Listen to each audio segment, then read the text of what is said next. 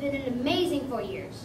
To apply, you have to be in 3rd, 4th, or 5th grade, fill out an application, and go through an interview. Both of these things are judged by Robert's teachers and staff. This year, we had 112 East students. 4th and 5th grade do 2 hours a week, and because of scheduling, 3rd grade goes an hour and a half a week. In class, we brainstorm ideas to either solve problems or make improvements in the community. For example, I'm trying to start a special needs 5K for people with special needs. My plan is to partner with the city of Little Rock to make this a big event. Now Nandini is going to tell you about how we start a project in the East. Hello, my name is Nandini Runachellam, and I'm a 4th grade East student at Roberts Elementary. I'm going to talk to you about the project proposal sheets.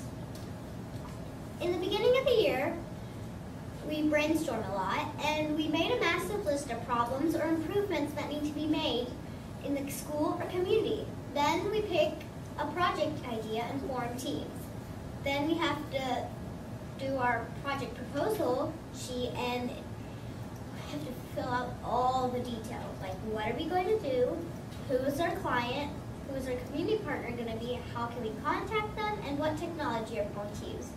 Then Ms. McBride meets with us and gets us really to think. We usually have to go back and think about the plan more. Then, as soon as Ms. McBride approves the plan, we're ready to get started. Now Red is going to talk to you about the technology that we use in East. Hi, my name is Rhett Garner, and I'm the system administrator for our East program.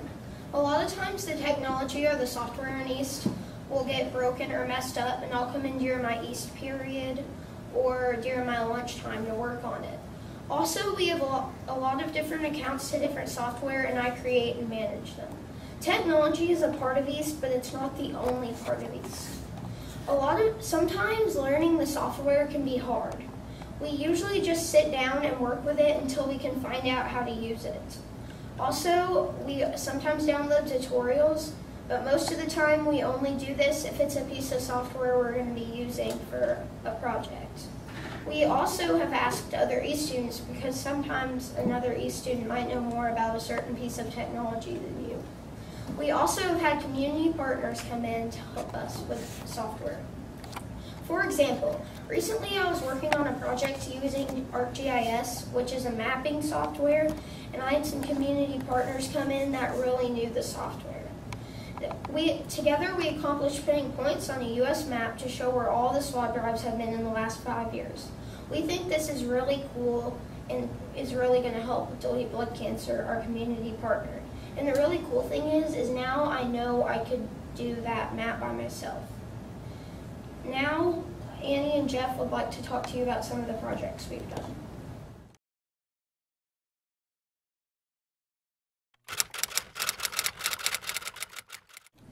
First project we did was saving lives one swab at a time. My aunt, Elizabeth Fortune, has blood cancer, and she was looking for a match for her bone marrow transplant this past summer. I wanted to do something to help her and other people like her be able to find a match easier for their transplant.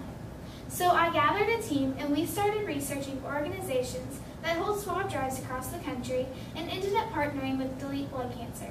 A swab drive is if you are between the ages of 18 and 55, you can come to get the inside of your cheek swabbed with a swab. Swab is just like a Q-tip. It's painless and takes about 15 to 20 seconds, and it really can save a life. You then put the swabs in an envelope, which we send to Delete Blood Cancer, who puts them in a database. So when someone like my aunt or another patient with blood cancer needs a match for their transplant, they can go through and try to find a match from that database. Along the way, we met other people who had been affected by this horrible disease. Tecumseh Wiggins, a student our age in the Little Rock School District, has blood cancer and was looking for a match for her transplant at the same time my aunt was. We did lots of advertising for this project. We created posters and flyers to put around the school and community, and were featured on the local radio station, and we were also on the news. We ended up having 120 people swabbed in the end. We wanted to continue to help delete blood cancer, so we created a map that has that pinpoints where all Delete Blood Cancer has had a swab drive in the past 5 years in the United States. It shows them where they have had swab drives, but where they need to have swab drives to get a bigger variety of ethnicities into the database. We also created a video to give to Delete Blood Cancer, and so they can give it to other people who want to do their very own swab drive. This will train them on how to do their swab drive.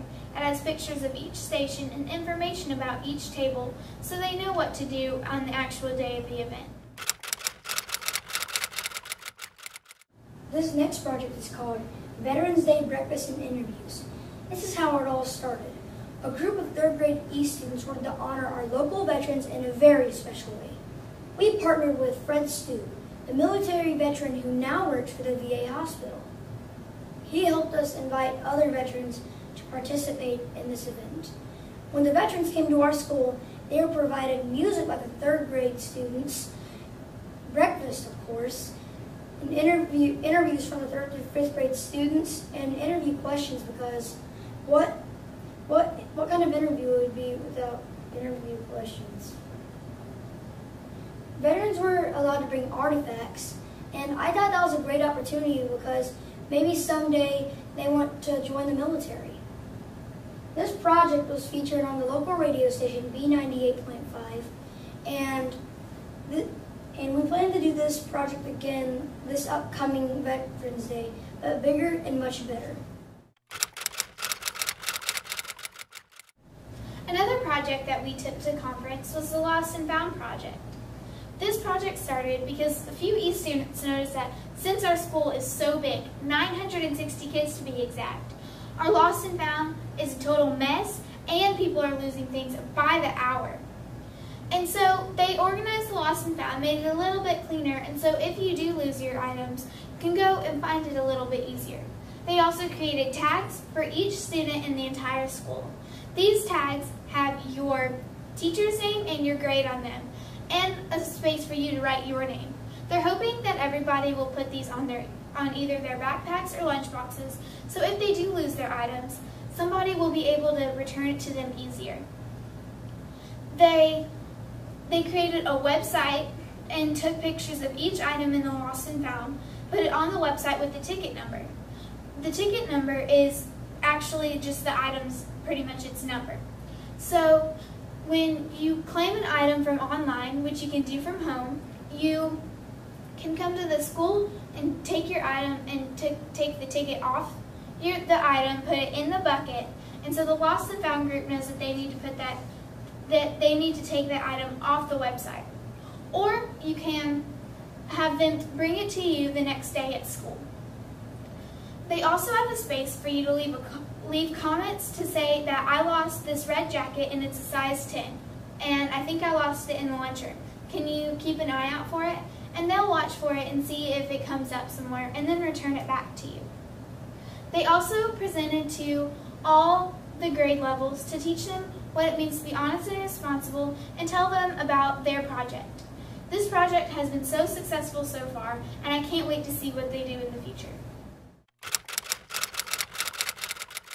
The last project that I'm going to talk to you about is called Robert's Retro Roast. A group of 4th and 5th grade East students wanted kids in Rwanda, Africa to have a much better education. The coffee company, West Rock Coffee, taught the group how to make coffee and lattes. After they got taught, they asked each other, do you want to open a coffee shop? And that's what they did. They titled the coffee shop Robert's Retro Roast, just like the project name. We opened this coffee shop in October of 2013, and it's been great ever since it started. Not only they had to learn how to make coffee, but they had to learn the true meaning of advertising, quality product, and great service. And as a result, they collected over $400 for kids from Rwanda, Africa to have a much better education. I thought that was very great. East has given me resources to where I can do so many things to help my community that I would never have been able to do without East. When I first walked into East, I thought East was just posters and technology.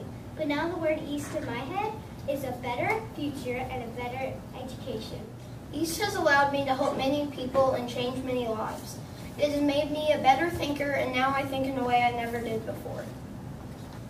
East has not only made me a better student, but also a better person. I know that East will help me tomorrow in the classroom, but also in 20 years from now in the real world. Once you are in East, you are changed for life, and it will help you make better choices. It might seem crazy what I'm about to say.